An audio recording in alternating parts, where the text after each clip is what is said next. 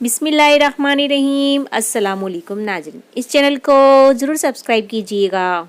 आज का लतीफ़ा। लड़का लड़की से, क्या कर रही हो? लड़की, अभी वज़ू किया है, नमाज़ पढ़ने लगी हूँ। और आप क्या कर रहे हो? लड़का, मैं मार्केट में आपके पीछे तस्बीह कर रहा हूँ। एक आदमी ने एक बच्चे से कहा, ज़रा रुमाल तो सूंघना, इसमें कैसी खुशबू आ रही है। बच्चा बोला, मुझे पता है, मैं ये सूंघूंगा तो बेहोश हो जाऊंगा और आप मुझे उठाकर ले जाएंगे।